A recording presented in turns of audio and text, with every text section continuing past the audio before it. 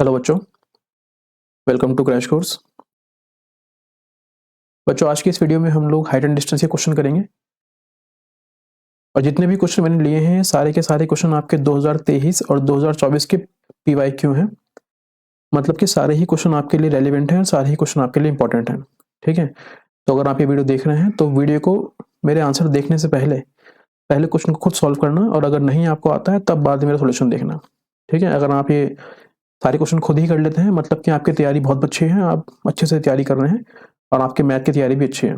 ठीक है, लेकिन अगर आप ये नहीं कर पाते हैं, इसका मतलब ये हुआ कि आपको इस चैप्टर को दोबारा से पढ़ने की जरूरत है। ठीक है, चलिए क्वेश्चन शुरू करते हैं।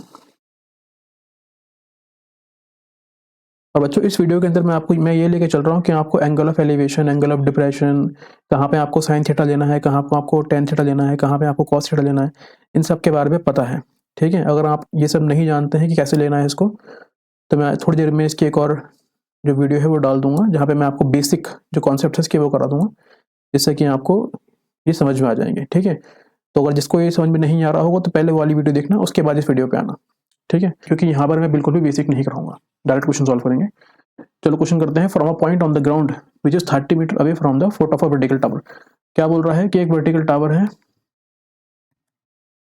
ये एक वर्टिकल टावर है, इस वर्टिकल टावर से कुछ दूरी पे, कितनी दूरी पे, 30 मीटर दूरी पे एक पॉइंट है P। ठीक है, और यहाँ से जो एंगल ऑफ एलिवेशन जा रहा है वो कितना डिग्री है, वो 60 डिग्री है। मतलब कि यहाँ से जो एंगल ऑफ एलिवेशन है वो कितना है, वो 60 डिग्री है। तो बताओ टावर की हाइट कितनी होगी। ठीक है, मतलब कि ये हमसे पूछा है कि टावर की हाइट कितनी होगी। हमको पता है कि अगर ये एंगल है तो ये हो जाएगा परपेंडिकुलर, यहाँ पे बनता है 90 डिग्री, तो ये हो जाएगा हाइपोटेन्यूज और ये हो जाएगा बेस। मतलब कि मेरे को यहाँ पे 10, क्योंकि यहाँ पे को पता है परपेंडिकुलर और बेस पे काम करना है। देखो इस वाले क्वेश्चन में क्या बोल रहा है कि एक आदमी है जो एक टावर पे खड़ा है या फिर क्लिफ पे खड़ा हुआ है। ठीक है, वो आदमी क्या कर रहा है, वो आदमी एक कार को ऐसे करके देख रहा है नीचे की तरफ। ठीक है, और एंगल ऑफ डिप्रेशन है, मतलब कि यहाँ पे उसने 30 डिग्री के एंगल से देखा होगा, और एंगल ऑफ डिप्रेशन है मतलब कि यहाँ पे देखो ये लाइन हो जाएगी पैरेलल, ये हो जाएगी पैरेलल, और ये आ जाएगी ट्रांसवर्स लाइन। मतलब कि ये 30 डिग्री है तो यहाँ पे कितना आ जाएगा, 30 डिग्री। उसके बाद क्या हुआ, कार थोड़ी सी आगे चली, अब कार यहाँ पे कहीं पे आ गई होगी, तो वो आदमी दोबारा से उस कार को देखा उसने, और यहाँ पे जो उसने एंगल ऑफ डिप्रेशन बनाया वो बनाया उसने 60 डिग्री। कितना बनाया, 60 डिग्री, और अगर ये 60 डिग्री है तो ये भी कितना हो जाएगा, 60 डिग्री। ठीक है, अब उसने बोला है कि यहाँ से यहाँ आने में तो टाइम लगा 6 मिनट। तो बताओ यहाँ से यहाँ आने में, मतलब शोर तक आने में कितना टाइम लगेगा, मतलब कि कितना टाइम लगेगा, ये उसने मेरे से पूछा है। तो ट्रायंगल का नाम दे देते हैं A B C और D। ठीक है, इसको मैं इरेज कर रहा हूँ क्योंकि मेरे को यहाँ पे टाइम तो निकालना ही है, लेकिन मेरे को पहले यहाँ पे डिस्टेंस मानना पड़ेगा, मतलब कि इसकी लेंथ माननी पड़ेगी, ये कितनी लेंथ है, ये कितनी लेंथ है, और तब बाद में यहाँ से इस क्वेश्चन को कर पाऊंगा। तो जब भी आपको टाइम गिवन हो तो आप लेंथ के ऊपर काम करो, आपका आंसर अपना आप निकल के आ जाएगा। ठीक है, तो मैं काम करता हूँ, स्पीड को मान लेता हूँ x, स्पीड को मान लेता हूँ x, और मेरे को फॉर्मूला पता होता है speed equals to distance upon में टाइम टेकन। ठीक है, तो डिस्टेंस निकाल रहा हूँ मैं A से लेके B तक कितना डिस्टेंस हुआ। ठीक है, स्पीड है आपके पास x, डिस्टेंस निकालने के लिए कितना डिस्टेंस निकाल रहा हूँ, AB निकाल रहा हूँ कि AB कितना डिस्टेंस है, और टाइम कितना लिया उसने, 6 मिनट, क्योंकि यहाँ से यहाँ चलने में कितना टाइम लिया उसने, 6 मिनट। मतलब कि आपके पास AB निकल के आ जाएगा 6x। मतलब AB कितना डिस्टेंस आ गया, AB निकल के आ गया आपके पास 6x, मतलब कि 6 मिनट में उसने 6x डिस्टेंस ट्रेवल करा। अब मैं डिस्टेंस निकाल लेता हूँ यहाँ पर BC का, distance upon time taken. Speed कितनी थी x, और डिस्टेंस कितना हो गया यहाँ पे BC अपॉन टाइम कितना है मेरे पास, टाइम है t। तो BC की डिस्टेंस कितनी निकल कर आ गई, ये आ गई आपके पास xt। कितनी आ गई है, xt, मतलब कि ये कितना आ जाएगा, xt। तो अगर आप पूरे AC की बात करें तो पूरा AC कितना आ जाएगा, पूरा AC आ जाएगा आपके पास 6x प्लस xt। और अगर आप यहाँ से x कॉमन लेंगे तो ये इस तरह दिखेगा आपको x 6 प्लस t, ऐसे भी इसको लिख सकते हैं। ठीक है, तो मैंने यहाँ से डिस्टेंस निकाल दिया है कि A से लेके C तक कितना डिस्टेंस है, x plus x 6 plus t। ठीक है, अब मेरे को अगर ये निकालना हो मैं ये निकाल दूंगा, ये निकालना हो ये निकाल दूंगा, और पूरा निकालना हो तो पूरा ये लिखा हुआ है। ठीक है, अब लगाते हैं इसके अंदर ट्रिग्नोमेट्री रेशियोज। तो पहले मैं बात कर लेता हूँ, मेरे को ट्रायंगल लेना पड़ेगा ADC, ट्रायंगल ADC। जब ट्राइंगल ए डी सी लूंगा तो यहाँ मेरे को पता है कि मेरे को ये पूरा गिवन है, ठीक है, ये फाइंड कर लेता हूँ कितना है, ठीक है। जब मैं बात कर रहा हूँ बेस पे और परपेंडिकुलर पे, तो मैं लूंगा यहाँ पे 1030, क्योंकि उसी में आता है बेस और perpendicular. T is equals to perpendicular, perpendicular ये है डीसी, डीसी को मैं मान लेता हूँ, तो डीसी मान लेते हैं, कोई दिक्कत नहीं है, डीसी को डीसी ही ले लेते हैं, कोई दिक्कत नहीं है। तो डीसी अपॉन में पूरा ये आ जाएगा एसी, एसी कितना है आपके पास, ये गिवन है आपको एक्स 6 प्लस टी, ठीक है। 1030 की वैल्यू होती है हमारे पास 1/√3 equals to D C upon में एक्स 6 प्लस टी। जब सॉल्व करेंगे तो ये क्रॉस मल्टीप्लाई होगा तो ये इधर चला जाएगा, मतलब कि मेरा डी सी निकल के आ जाएगा, कितना हो जाएगा ये एक्स 6 प्लस टी अपॉन में √3 इक्वल्स टू डी सी। यही मेरी पहली इक्वेशन हो जाएगी, क्योंकि मैंने यहाँ से डी सी की वैल्यू निकाल दी है, ठीक है। अब मैं ट्राइंगल ले रहा हूँ डी बी सी, अब ट्राइंगल लेता हूँ, अब ट्राइंगल लेते हैं डी सी बी, ये था ना डी बी सी, ठीक है। यहाँ पे आपको थीटा गिवन है 60 डिग्री और ये गिवन है आपको एक्स टी, यहाँ से भी मैं डी सी निकाल देता हूँ, तो ये हो जाएगा परपेंडिकुलर, ये हो जाएगा बेस, मतलब यहाँ भी क्या लिया जाएगा 1060, तो 1060 इज इक्वल्स टू परपेंडिकुलर कितना है डी सी अपॉन में कितना आ जाएगा एक्स टी, और 1060 की वैल्यू होती है √3 is equals to D C upon में एक्स टी, क्रॉस मल्टीप्लाई करेंगे तो ये हो जाएगा D C is equals to √3 X T, ये हो जाएगी इक्वेशन नंबर सेकंड। अब देखो ये भी आपके पास डीसी है, ये भी आपके पास डीसी है, दोनों के दोनों डीसी हैं, तो मैं इक्वेशन 1 और 2 को इक्वेट करके यहाँ से अपनी वैल्यू निकालता हूँ, ठीक है। तो इक्वेट इक्वेशन 1 एंड 2, तो ये लिखा है आपके पास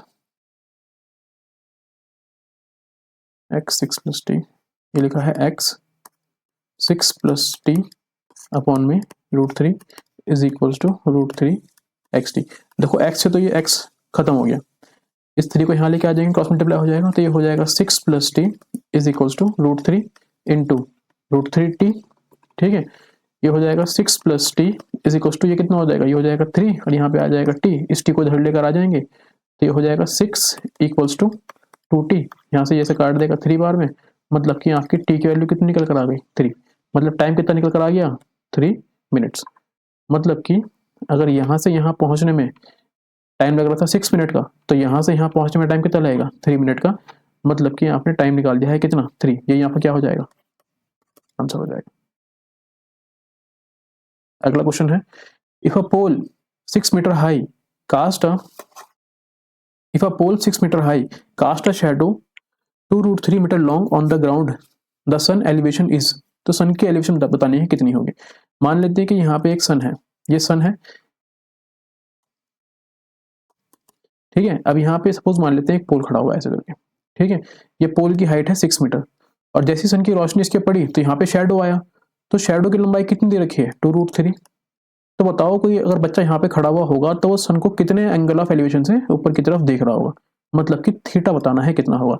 हमको यहाँ पे थीटा गिवन है, मतलब कि ये परपेंडिकुलर, ये बेस, इन दोनों के ऊपर काम करना है, तो क्या लिया जाएगा 10 लिया जाएगा, तो ये हो जाएगा 10 theta is equals to perpendicular कितना है b और अपॉन में कितना है बेस, 10 थीटा निकालना है मेरे को, तो ये आ जाएगा 10 theta is equals to perpendicular given आपको 6 और बेस गिवन है 2√3, तो सॉल्व करेंगे कितना आ जाएगा 10 थीटा इज इक्वल्स टू, ये काटेगा इसको 3 बार में, और इस 3 को आप लिख पाएंगे ऐसे √3 इंटू √3 और बॉन्ड में कितना आ जाएगा √3, इस √3 से √3 कट जाएगा, मतलब कि आपके पास 10 थीटा इज इक्वल्स टू कितना आ जाएगा, √3 की वैल्यू कहाँ पे होती है 10 में, ये होती है आपकी 1060 पे होती है, 10 से आपका 10 कट जाएगा, मतलब कि आपका थीटा कितना निकल के आ जाएगा 60 डिग्री निकल के आ जाएगा।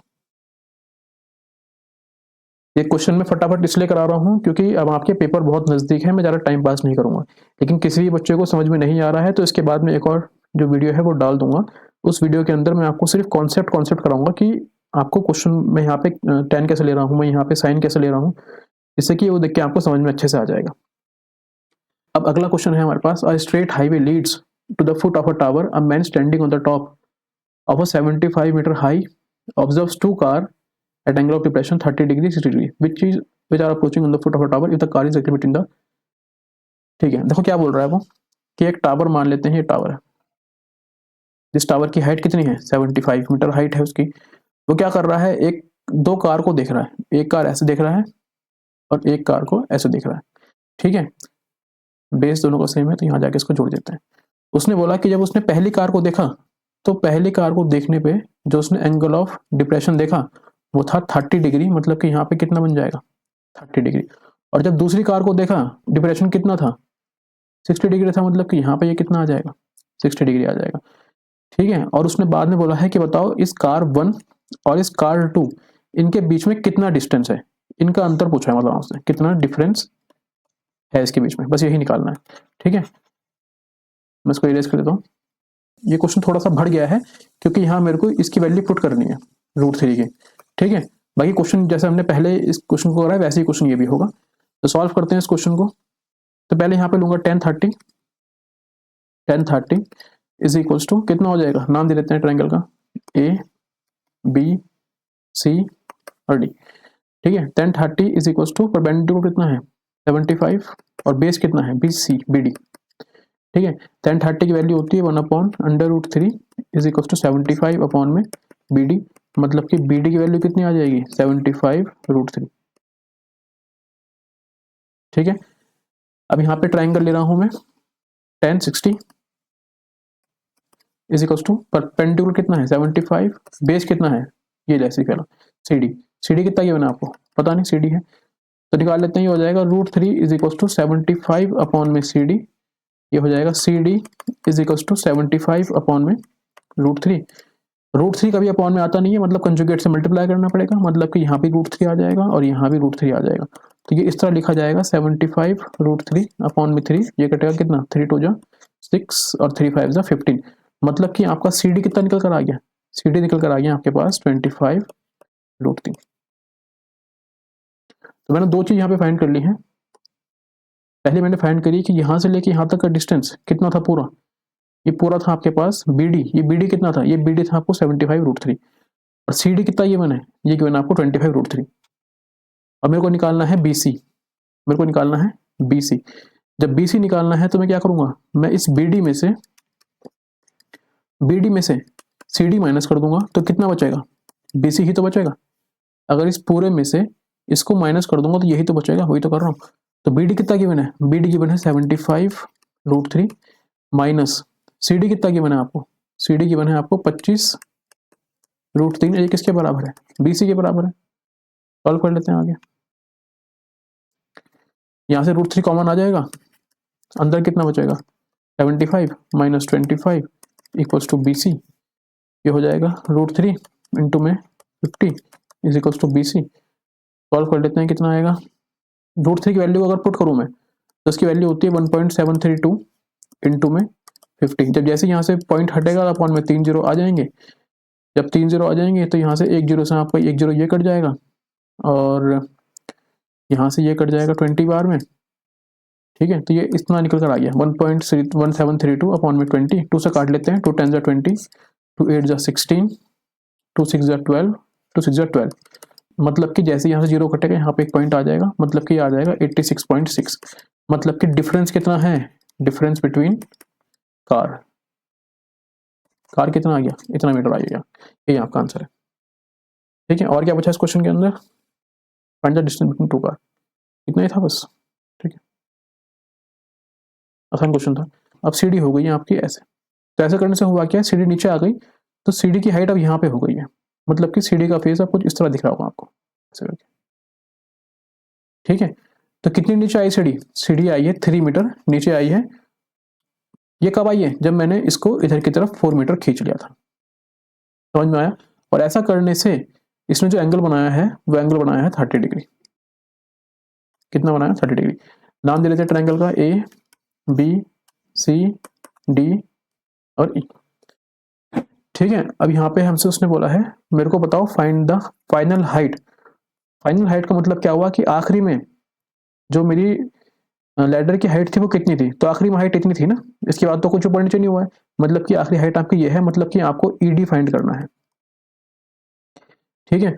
तो करते हैं पहले यहाँ पे एक काम करते हैं, ट्रायंगल लेते हैं AC और D, ट्रायंगल लेते हैं पहले AC और D। जब ट्राइंगल ए सी डी लूँगा तो इसके अंदर मेरे को पता है कि अगर मैं ई डी को थोड़ी देर के लिए एच मान लेता हूँ, ठीक है, तो ये हो जाएगा मेरे पास, मेरे को काम करना है बेस पे और परपेंडिकुलर पे, मतलब कि दोबारा 10 लिया जाएगा, तो ये हो जाएगा 1045 is equals to A D upon में सी डी, ठीक है। 1045 की वैल्यू होती है 1 इक्वल्स टू ए डी कितना है, ए डी है मेरे पास 3 प्लस एच और अपॉन में सी डी, मतलब कि सी डी की वैल्यू कितनी निकल कर आ गई आपके पास 3 प्लस एच, मतलब कि आपने ये निकाल दिया, कितना निकल कर आया 3 प्लस एच, ठीक है। 4 ये है और 3 प्लस एच ये है, मतलब कि बी डी की लेंथ कितनी हो जाएगी, 4 और 3 कितना हो जाएगा 7 और प्लस में कितना आ जाएगा एच, ये आपकी लेंथ आ गई है बी डी की पूरी, ठीक है। अब यहाँ पे मेरे को मैं लेता हूँ ट्राइंगल बी ई डी, अब ट्राइंगल ले रहा हूँ मैं, ट्राइंगल ले रहा हूँ बी ई और डी। जब ट्राइंगल बी ई डी ले रहा हूँ तो इसमें सॉल्व करने के लिए मैं यहाँ पे लूंगा आपका दोबारा से 1030 degree, 1030 is equals to E D, मतलब कि एच अपॉन में ये पूरा आ जाएगा इस बार 7 प्लस एच, ठीक है। इन क्वेश्चन को दोबारा से करा देंगे, ठीक है। चलिए मिलते हैं फिर अगली वीडियो में, थैंक यू, बाय बाय। तो 1030 की वैल्यू कितनी होती है, वो होती है आपके पास 1/√3 is equals to H upon में 7 प्लस एच, क्रॉस मल्टीप्लाई कर देंगे तो ये हो जाएगा 7 plus H is equals to √3 H, इसको उधर लेकर आएंगे तो ये हो जाएगा 7 is equals to √3 H minus H, ठीक है। यहाँ से h कॉमन ले लेंगे तो ये हो जाएगा 7 is equals to H √3 minus 1। जब इसको आगे सॉल्व करेंगे हमको पता है कि √3 की वैल्यू कितनी होती है, √3 की वैल्यू होती है 1.732 माइनस का 1, ठीक है। यहाँ से मैं h फाइंड कर लूँगा अपना, तो ये हो जाएगा 7 इज इक्वल्स टू एच 0.732, ठीक है। अब ये मल्टीप्लाई में तो कहाँ जाएगा, उसके अपॉन में जाएगा, मतलब कि ये हो जाएगा आपके पास 7 अपॉन में 0.732 इज इक्वल्स टू मैच, जैसे यहाँ से पॉइंट हटेगा ऊपर 3 जीरो चले जाएंगे, मतलब कि आपको सॉल्व करना पड़ेगा इसको, कितना इससे काटना पड़ेगा आपको 732 से, ये कट के कम से कम कितना 9.5 आ रहा था, मैंने क्वेश्चन पहले सॉल्व कर रखा है इसलिए मेरे को उसका आंसर पता है, मतलब कि आपकी हाइट कितनी आ जाएगी 9.5 मीटर,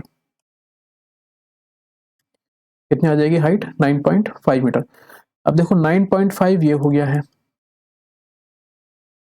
9.5 तो ये हो गया और हमको तो पूरी हाइट निकालनी है, तो 9.5 प्लस 3, मतलब कि आपके पास जो एडी निकल के आएगा वो कितना निकल के आएगा 9.5 प्लस 3, मतलब कितना आ जाएगा एडी, एडी निकल के आ जाएगा 12.5 मीटर, ठीक है। अब मेरे को उसने बाद में क्या पूछा है, find the length of the ladder, find the length of the ladder, find the length of ladder. तो यहाँ पे ट्राइंगल ये ले लेते हैं हम लोग, कौन सा ए सी डी ले लेते हैं, ट्राइंगल बना लेता हूँ A C D, A C D, triangle A C D, ये कितना गिवन था 45, ये कितना गिवन है 45, ये कितना गिवन था 12.5, और मेरे को ये फाइंड करना है। तो देखो ये परपेंडिकुलर है, ये हाइपोटेन्यूस है, मतलब कि परपेंडिकुलर और हाइपोटेन्यूस का रेशियो निकालना है। जब परपेंडिकुलर और हाइपोटेन्यूस का रेशियो चलता है तो क्या लेता हूँ, साइन लेता हूँ, तो हो जाएगा sine 45 is equals to 12.5 upon में हाइपोटेन्यूस, और साइन 45 कितना होता है, ये होता है आपके पास 1/√2 इज इक्वल्स टू कितना 12.5 अपॉन में h, मतलब कि आपके पास हाइपोटेन्यूस तो निकल के आ जाएगा, ये आ जाएगा 12.5√2, मतलब कि हाइपोटेन्यूस क्या था, ये था आपका लेंथ ऑफ लेडर, ये आपका आंसर है, ठीक है। तो इतने ही क्वेश्चन थे।